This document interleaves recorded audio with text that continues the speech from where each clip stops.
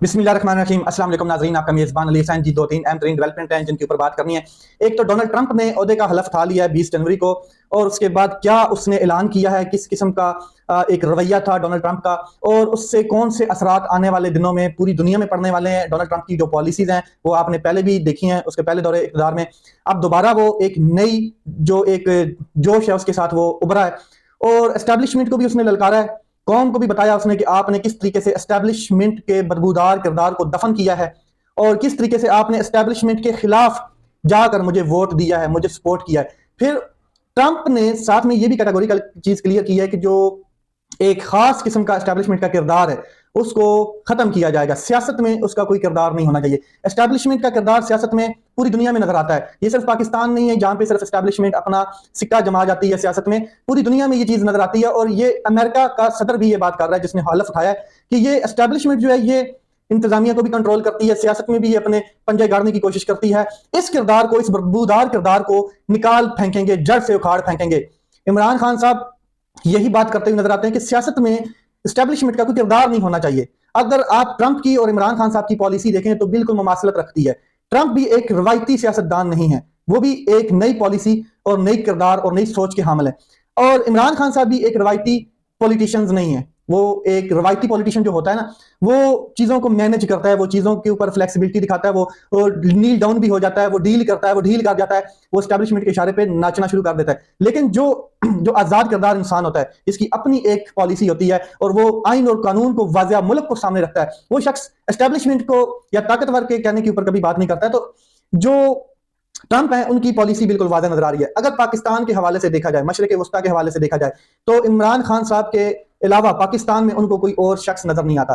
इमरान खान साहब के हवाले से वो पहले भी गुफ्तगू करते हुए नजर आए हैं, आपको पता है। अपनी स्पीचेस के दौरान उन्होंने ये कहा है कि इमरान खान साहब एक रवायती सियासतदान नहीं है। और उनके जो एलची हैं रिचर्ड ग्रेनल साहब, वो भी ये बार करा चुके हैं कि जिस तरीके से डोनाल्ड ट्रंप को सियासी मुकदमात बनाकर उनके ऊपर दबाव डालने की कोशिश की गई, इसी तरीके से इमरान खान साहब के साथ भी पाकिस्तान में एस्टैब्लिशमेंट ने किया है। या जो इमरान खान साहब के ऊपर बोगस मुकदमात हैं, वो ये बात समझते हैं कि इमरान खान साहब जैसे लीडर को फील्ड में होना चाहिए और उसको मुल्क का वजीर आजम होना चाहिए, उसको सियासत में होना चाहिए, इस तरह नहीं कि जेल में होना चाहिए। उसने ये बात क्लियर की है मैसेज के दौरान भी कि फ्री इमरान खान, जो एलची हैं रिचर्ड ग्रेनल।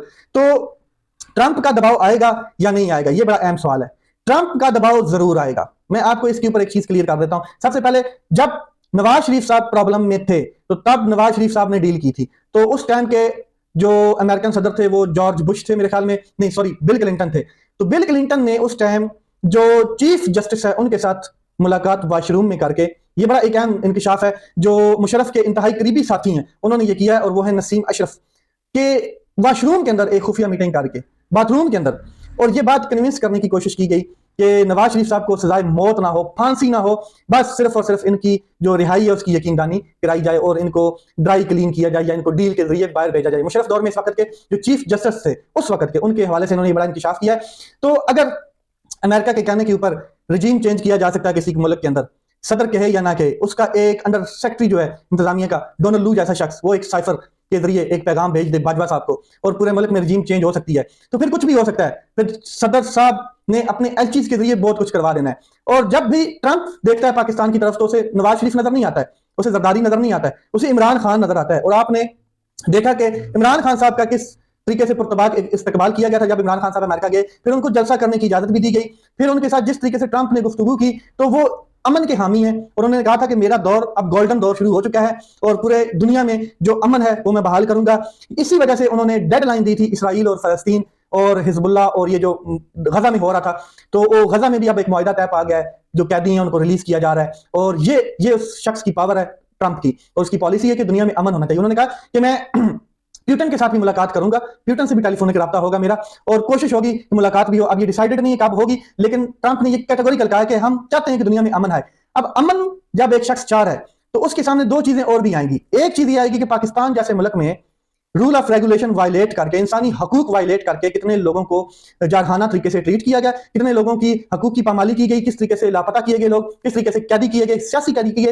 ये सारी चीजें जो है वो ट्रंप के सामने जानी है, उनकी इंतजामिया के सामने जानी है। जो वर्ल्ड ऑर्गेनाइजेशन हैं इंसानी ह्यूमन राइट्स की, ये सारी चीजें भी उनके सामने जानी है। तो फिर ट्रंप इसके ऊपर आग बगोला भी होगा और ये चीजें क्लियर होंगी।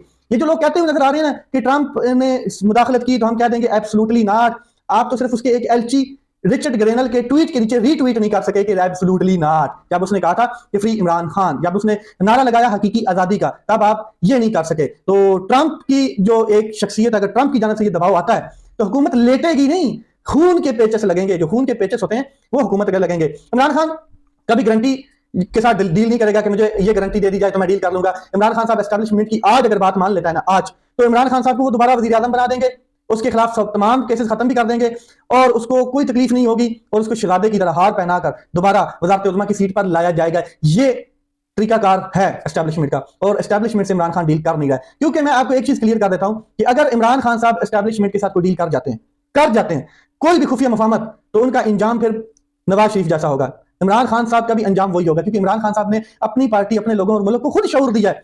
इसके खिलाफ ही उनकी कंपेन है 27 साल की जदोजहद, इसी चीज के खिलाफ। और अगर वो इसके ऊपर फ्लेक्सिबल हो जाते हैं, डील का मुज़ाकरात एक अलग चीज है, मुज़ाकरात एक अलग चीज है, मुज़ाकरात कुछ और चीज होते हैं। तो वो मुज़ाकरात अगर करके आते हैं तो वो एक अलग चीज है, लेकिन जो मिजाक बनाया गया सारी जिंदगी डील का, और डील का कॉन्ट्रैक्ट करके कोई लंदन भागे, कोई जद्दा भागे, ये चीज अगर इमरान खान साहब करते हैं तो उनके लिए भी फिर ये मजाक बन जाएगा। और आइन की बहाली के लिए जिस तरह ये मजाक बनाया गया है, ये फिर वो कंट्रोल नहीं होगा। और आइन के मुताबिक, कानून के मुताबिक अगर वो रिलीज हो कहते हैं तो फिर इमरान खान साहब जैसा पाकिस्तान में लीडर बहुत मुश्किल है कि क्लियर कट वो फिर अपनी पॉलिसी बनाएगा। वो कभी भी किसी एस्टैब्लिशमेंट के ये बात नहीं सुनेगा, कि पर्ची वाला नहीं है वो, कि पर्ची जो एस्टैब्लिशमेंट हाथ में पकड़ाती है तो वो उसी के कहने पे कुछ करेगा।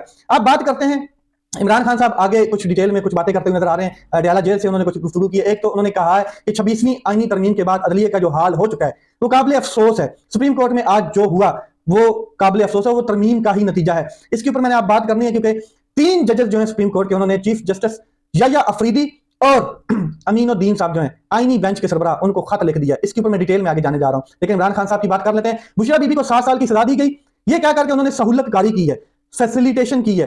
तो उन्होंने कौन सी सहूलतकारी की है, ये चीज हमें बताई नहीं गई कि किस किस्म की सहूलतकारी की गई है। आगे बुशरा बीबी के बारे में उन्होंने कहा कि मजबूत असाब की औरत है और वो किसी किस्म की कमजोरी नहीं है मेरी, बल्कि वो मेरी ताकत है। फिर साथ इमरान खान साहब ने कहा कि जिस तरीके से अलकादा ट्रस्ट केस का फैसला सुनाया गया और जिस तरीके से ये मामला सीधा किया गया, एक फैसला ताकतवर के कहने पे सुना दिया गया, तो जुल्फी बुखारी और शिदात अकबर बयान देने के लिए पाकिस्तान आ जाते हैं, लेकिन फिर वीगो डाला पहुंच जाता है और प्रोटेक्ट नहीं कर पाती हमारी अदलिया जो है, हमारी अदलिया, हमारी अदालतें प्रोटेक्ट नहीं कर पाती हैं किसी शख्स को। तो कई मरतबा गवाह बनने की पेशकश उन्होंने की है, वीडियो लिंक या सफारत खाने के जरिए भी उन्होंने इजाजत मांगी, लेकिन किसी ने उनको इजाजत नहीं दी कि अलकादा ट्रस्ट केस में वो गवाही दे सकें। तो इमरान खान साहब ने कहा है कि नाम नहाज सो कार्ड जो लिफाफा, बंद लिफाफा है, उसको हुकूमत और तहकीकाती इदारे खोलें। जो एनसीए के दरमियान और मलक रियाद के दरमियान डील है, जो ये बात करते हैं, तो उसको खोल सकते हैं। ये मुतालबा किया उन्होंने, इसे खोलें, लेकिन इसमें क्या लिखा है ये आवाम को भी दिखाएं, पब्लिक करें, ताकि दूध का दूध पानी का पानी हो जाए। कैसे पब्लिक कर सकते हैं ये चीजें, इनको आइडिया है कि हमारे गले में पड़ जानी है ये चीजें। फिर इमरान खान साहब ने फिर वही बात की है, दोहराई है दोबारा, कि इनसे मैं जेल में अगर डील करता हूं तो मैं बेहतर है कि जेल में रहूं, इसको तरजीह दूंगा, कि मैं डील से बेहतर जेल में रहने को तरजीह दूंगा। मेरे मुकदमात या रिहाई का हुकूमत या किसी दूसरे होने वाले मुज़ाकरात से कोई तल्लुक नहीं है। दूसरे मुज़ाकरात, दो तरफ मुज़ाकरात हो रहे हैं, हुकूमत या किसी दूसरे तरफ होने वाले मुज़ाकरात। ये इमरान खान साहब ने कहा है कि उसका मेरी राय के साथ कोई तल्लुक नहीं है। अगर मुज़ाकरात का अमल सबोटाज होता है तो इसकी वजह हुकूमत की गैर संजीदगी और जुडिशियल कमीशन का क्याम ना करना होगा।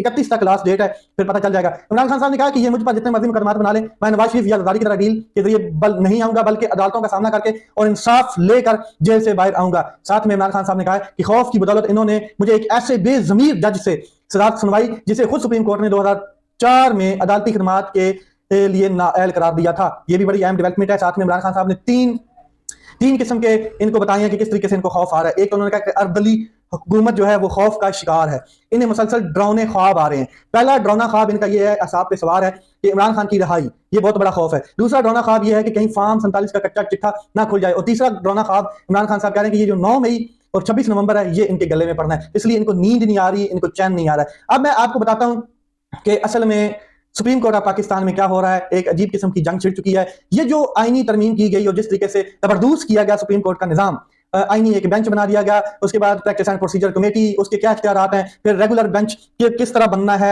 आईनी बेंच के सामने कौन से केसेस जाने हैं, ये सारे मामला जो हैं ये अभी तक किसी डायरेक्शन में नहीं गए हैं, किसी स्ट्रेट लाइन पे नहीं आए अभी तक, यानी कि कंफ्यूजन का ही अमल चल रहा है। तो मैं आपको बताता हूँ कि जस्टिस मंसूर अली शाह साहब, जस्टिस आयशा मलिक, जस्टिस अकील अब्बासी साहब जो है, इन्होंने आईनी बेंच के सरबराह अमीनुद्दीन और जस्टिस जो चीफ जस्टिस हैं याया अफरीदी साहब, उनको खत लिखे हैं, अलग अलग खतूत लिखे हैं, अलग अलग खत लिखे हैं। और खत का मतन जो है वो भी मैं आपके सामने रख देता हूं कि असल में खत लिखा क्यों गया है। उन्होंने कहा कि बेंचों की आजादी और अदलिया के अहकामात की अदम तामील अदालत की तौहीन है और अदलिया पर अवाम के एतमाद को खत्म किया जा रहा है, जो अवाम का एतमाद है। इंसाफ के मुनसिफाना और गैर जानिबदाराना सालिस के तौर पर इसकी साख्त को नुकसान पहुंचाया जा रहा है, या ये जो बेंचों की आजादी और जो अदालती अहकामात की अदम तकमील है ये इसको पहुंचा रही है, इसकी साख्त को कमजोर कर रही है अदलिया की। अच्छा, ये जस्टिस मंसूर अली शाह साहब, जस्टिस अकील अब्बासी, जस्टिस आयशा जो है, उन्होंने खत लिखा है। साथ में उन्होंने कहा कि कमेटी को किसने इख्तियार दिया, प्रैक्टिस एंड प्रोसीजर जो कमेटी है उसको, कि वो केस वापस ले ले। अगर कमेटी केस लगा सकती है तो केस वापस भी ले सकती है। ये जब समाप्त की गई तो रजिस्ट्रार से ये सवाल पूछा गया, तो रजिस्ट्रार ने आगे से जवाब दिया कि अगर कमेटी केस लगा सकती है तो कमेटी वापस भी ले सकती है। तो ये तो अब हमें बताएंगे कि कमेटी वापस कैसे केस ले सकती है। जस्टिस मंसूर अली शाह साहब ने कहा कि ये तो अब हमें आपने बताना है कि किस कानून, किस आइन के तहत कमेटी अब केस वापस भी ले सकती है। और साथ में उन्होंने कहा है कि जो रजिस्ट्रार है उसने कमेटी फैसले के अपने दिफा में पेश किया है, वो कमेटी फैसला दुरुस्त था या नहीं, हम इसका जायजा लेंगे, जस्टिस मंसूर अली शाह साहब कह रहे हैं। और साथ में जो जस्टिस अकील हैं वो फुल कोर्ट की जानब इशारा कर रहे हैं कि इसके ऊपर एक फुल कोर्ट बनना चाहिए ताकि चीजें क्लियर आ जाएं। तो जस्टिस मंसूर अली शाह साहब कहते हैं कि बेंचेस के इख्तियारात का केस मुकर्रर ना करने पर तौहीन अदालत केस जो है जिस तरह सुप्रीम कोर्ट के कंडक्ट पर सवाल उठाने के साथ साथ उन्होंने कहा कि अगर ऐसा होता रहा तो कल कोई केस इस वजह से वापस ले लिया जाएगा कि हुकूमत के खिलाफ फैसला ना हो जाए। अब ये बड़ी अहम स्टेटमेंट है जस्टिस मंसूर अली शाह साहब की कि प्रैक्टिस एंड प्रोसीजर कमेटी जो है वो उसका काम क्या है, केस मुकर्रर करना या मुकर्रर करने के बाद उस केस को दोबारा वापस ले लेना। ये बड़े अहम सवाल आते हैं। फिर साथ में कहा कि जब केस चल पड़े इसके बाद कमेटी का काम खत्म हो जाता है, फिर कमेटी का काम है सिर्फ केस मुकर्रर करना, बेंच बनाना। जब केस चल पड़ता है फिर कमेटी का काम खत्म हो जाता है। कहा गया कि मामला रिसर्चर्स के पास चला गया है, जस्टिस अकील अब्बासी साहब कह रहे हैं। तो रिसर्चर्स का रोज जिक्र आ रहा है हमारे सामने। ये एक शख्स नहीं पूरा सेल है, मतलब कि एक शख्स नहीं है पूरा सेल है, ये रजिस्ट्रार साहब कह रहे हैं। तो सुप्रीम कोर्ट में रिसर्च सेल मौजूद है, आपके इल्म में ये कब आया? रजिस्ट्रार साहब से ये सवाल पूछा गया। और फिर जस्टिस मंसूर अली शाह साहब ने बड़े अहम रिमार्क्स दिए। उन्होंने कहा मुझे नहीं इल्म था कि आपके अंदर एक वकील भी मौजूद है और हम तो एडिशनल रजिस्ट्रार जो है जुडिशियल को सुनना चाहते हैं और जिसने ये सब किया है उसी को तो हम सुनना चाहते हैं। जस्टिस मंसूर अली शाह साहब कह रहे हैं आप इंतजामी अफसर हैं, आपको पता है नहीं इस मामले में क्यों लाया जा रहा है, क्योंकि वो इंतजामिया के अफसर हैं। तो अदलिया कह रही है, जस्टिस मंसूर अली शाह साहब कह रहे हैं कि पता नहीं आपको आगे क्यों किया जा रहा है। तो रजिस्ट्रार जुडिशियल बीमारी के बहस रुखसती पर है। ये रजिस्ट्रार साहब ने कहा जुडिशियल एडिशनल रजिस्ट्रार जो है जब वो वापस आएंगे तो वो भी अदालत को जवाब दे होंगे। इसी के साथ साथ जो 3 रुकनी ये बेंच है इसने एडिशनल अटार्नी जनरल उनको भी तलब किया है, अटार्नी जनरल को भी तलब कर लिया है। फिर साथ 2-3 मुआवने खसूसी भी मुकर्रर किए हैं जो अदालत के मुआवन होते हैं, जिसमें फारूक एच9 है मेरे ख्याल में जाहिर है, और साथ में 2-3 और हामिद खान साहब हैं, तो साले साहब हैं, बैरिस्टर साले साहब, तो ये भी उन्होंने मुकर्रर किए हैं। साथ में बेंचेस के इख्तियारात के जो केस है तो उसकी अगली तारीख डाल दी गई है। अच्छा, एक अदालती हुक्म को इंतजामी सतह पर कैसे खत्म किया जा सकता है, मंसूर अली शाह साहब का सवाल था। ये केस आईनी बेंच का था, गलती से रेगुलर बेंच में चला गया, ये रजिस्ट्रार साहब कह रहे हैं। तो अगर ये गलती थी तो अरसे से जारी थी, अब अदराक कैसे हुआ, जस्टिस अकील साहब पूछ रहे हैं। तो माजरत के साथ गलती सिर्फ इस बेंच में मुझे शामिल करना थी, मैं इस केस को हाई कोर्ट में सुन चुका हूं। ये जस्टिस अकील साहब कह रहे हैं कि माजरत के साथ ये जो गलती हुई है सिर्फ इस केस में मुझे इस बेंच में शामिल करना थी, हालांकि ये केस मैं हाई कोर्ट में भी सुन चुका हूं। क्या कमेटी ने खुद इजलास बुलाया, आपने दरखास्त की, रजिस्ट्रार जो जस्टिस मंसूर शाह साहब है उनका सवाल है, हमने कमेटी को नोट लिखा, रजिस्ट्रार साहब कह रहे हैं जो जुडिशियल आर्डर मौजूद था तो नोट क्यों लिखा? जब एक रजिस्टर जो जुडिशियल आर्डर है कोर्ट का वो मौजूद है तो रजिस्ट्रार नोट क्यों लिख रहा है? और साथ में वो कह रहे हैं कि आप इंतजामिया के एक किरदार है तो आपको इसमें क्यों लाया जा रहा? मुझे ये बात समझ नहीं आ रही। हमारा ऑर्डर बहुत वाज़ेह था कि केस किस बेंच में लगाया है और लगना है। जस्टिस मंसूर अली शाह साहब ने कहा हमें वो नोट दिखाएं जो आपने कमेटी को भेजा, अदालत ने बड़ा क्लियर कहा है। और साथ में मैं आपको बता दूं कि जस्टिस साहब जो है जस्टिस मंसूर अली शाह साहब उन्होंने खत लिखे हैं और चीफ जस्टिस और अमीनुद्दीन साहब को भी लिखा है जो आईनी बेंच के सरबराह हैं। अच्छा, हमारा जो निजाम है इतना कमजोर है कि मंसूर अली शाह साहब की एक समात शुरू होती है तो पूरी कोशिश की जा रही है कि टटियां लग जाती हैं निजाम को कि किसी न किसी तरीके से जस्टिस मंसूर अली शाह साहब इस्तीफा देके चले जाएं और या फिर मुकम्मल खामोश होकर बैठ जाएं। जस्टिस याया अफरीदी समेत जितना भी जो उन्होंने काम किया है वो पूरी सहूलतकारी कर रहे हैं हुकूमत को, वो कमिटमेंट करके आए थे कि निजाम को पूरी तरह सपोर्ट करेंगे, रंदा चले या ना चले। ये तो मानना पड़ेगा कि मंसूर अली शाह साहब की एक समात पूरे निजाम को खूनी पेचस लगा देती है और इसमें कोई शक नहीं है। जिस शख्स की तैनाती ही मेरिट के खिलाफ और ना इंसाफी की बुनियाद पर की जाए, जिससे तैनात करने के लिए लोगों की माएं बहनें बेटियां उठाकर तरमीम की जाए, उससे इंसाफ की उम्मीद रखना जरूरी नहीं है। और जस्टिस याया अफरीदी साहब इसी तरह का काम कर रहे हैं। एस्टैब्लिशमेंट के चीफ जस्टिस याया अफरीदी ने आज वाज़ेह तौर पर साबित किया है कि इनकी वफादारियां अपने इदारे सुप्रीम कोर्ट, आइन पाकिस्तान और अवाम की बजाय आकाओं के साथ हैं। अपना ख्याल रखें, अपने भाई के इस चैनल का ख्याल रखें। पाकिस्तान जिंदाबाद।